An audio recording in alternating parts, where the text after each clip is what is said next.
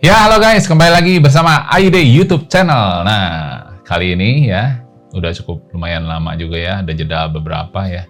Jadi saya bahas lagi tentang perihal insurance ya. Kenapa ini saya mau bahas perihal insurance? Karena ada beberapa pertanyaan dari rekan kita ya, sesama tenaga pemasar ya di asuransi, dan juga calon nasabah yang baru mengajukan asuransi kesehatan.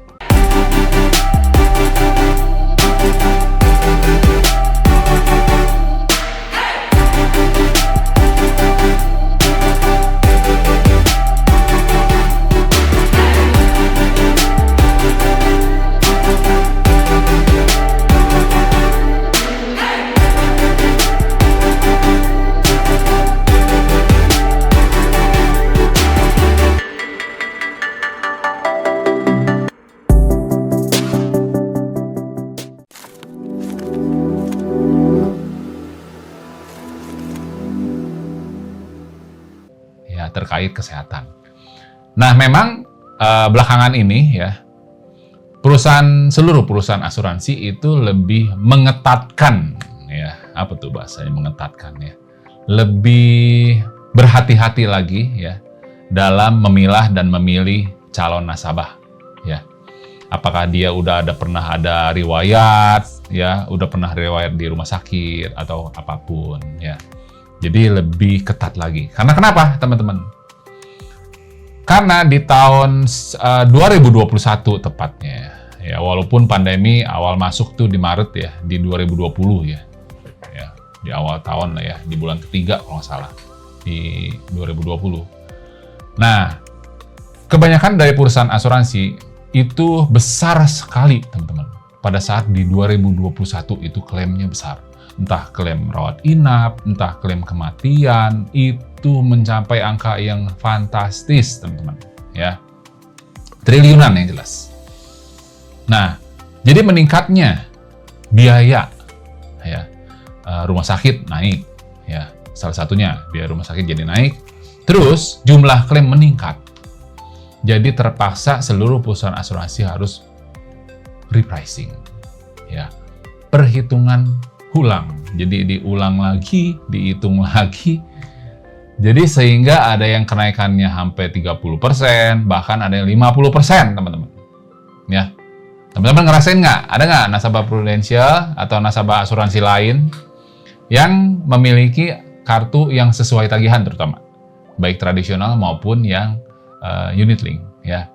Itu kenaikannya ada yang 30%. Bahkan kalau yang udah usia, yang udah cukup lumayan ada riwayat klaim, itu naiknya bisa di atas 50%.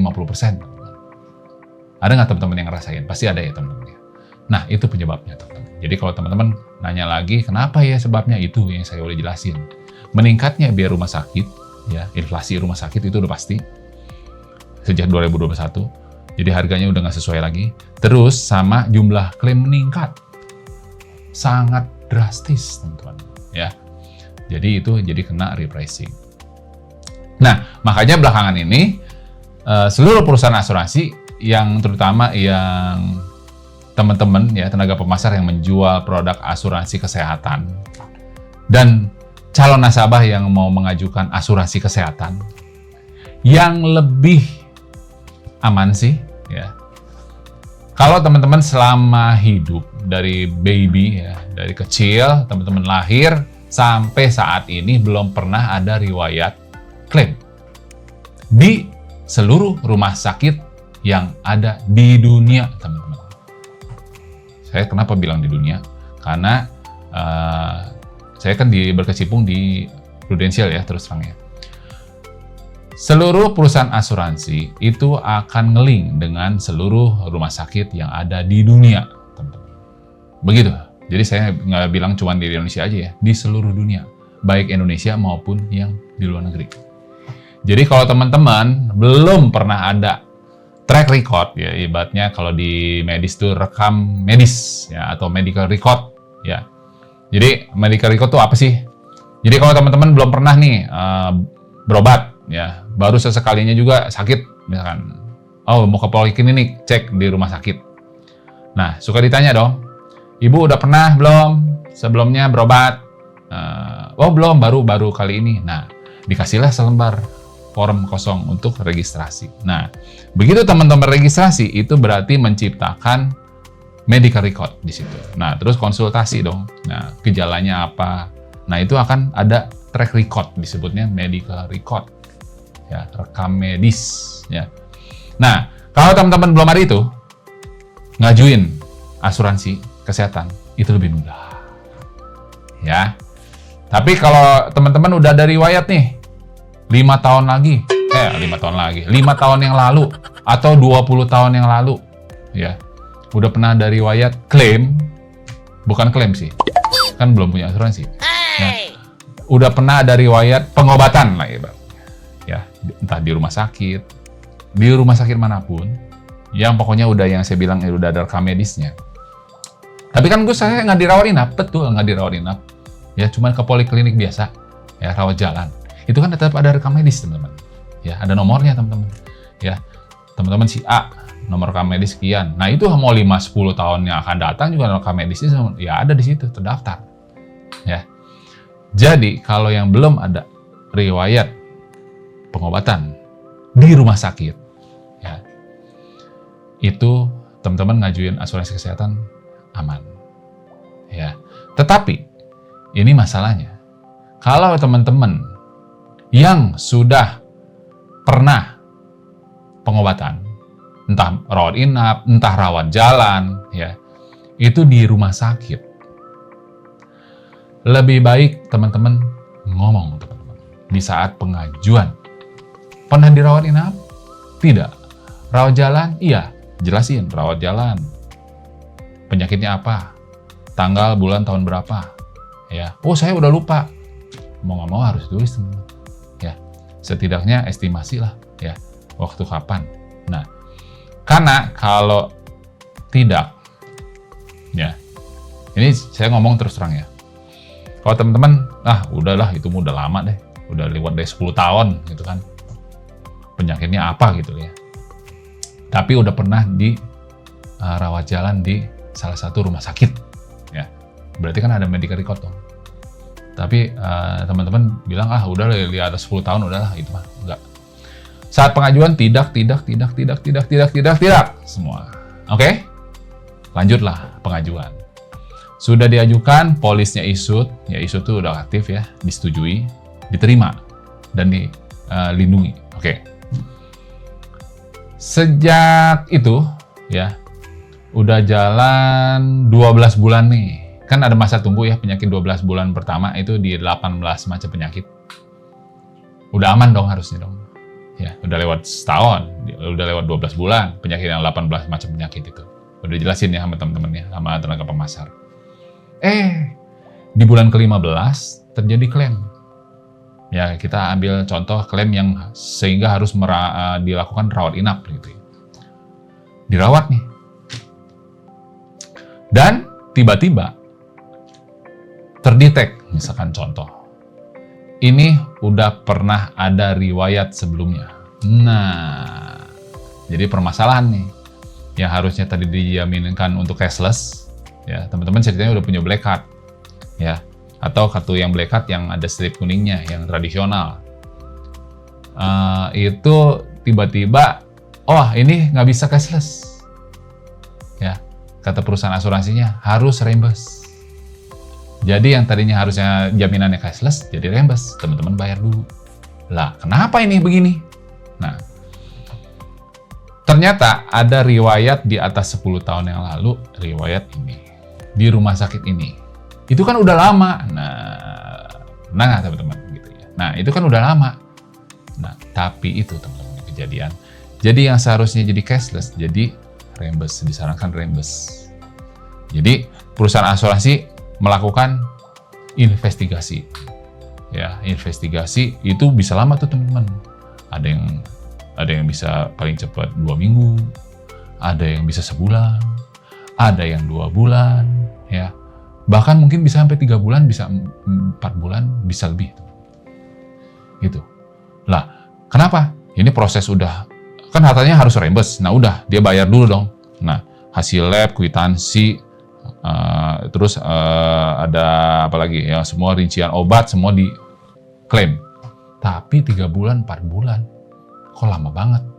Under investigation, masih dalam tahap penelusuran. Terus ada lagi keluar, masih dalam tahap nanti ada peninjauan ulang. Wah, ini itu yang sekarang terjadi di seluruh perusahaan asuransi. Ya, nggak cuma di Prudential aja, di seluruh perusahaan asuransi seperti itu. Jadi sebisa mungkin teman-teman, kalau memang udah ada riwayat pernah dirawat jalan ya, walaupun itu rawat jalan doang itu ya, mendingan ngomong teman-teman di awal. Nanti kan pasti diminta medical. Di medical lah, di lab panel ya, entah di Prodia, entah di Kimia Farma atau di Bio Farma ya. Itu dicek lab. Sehubungan yang pernah udah ada riwayat medical ya. Nggak apa-apa di medical, cek ya. Terus udah hasilnya bagus, jadi standar, nggak di substandard.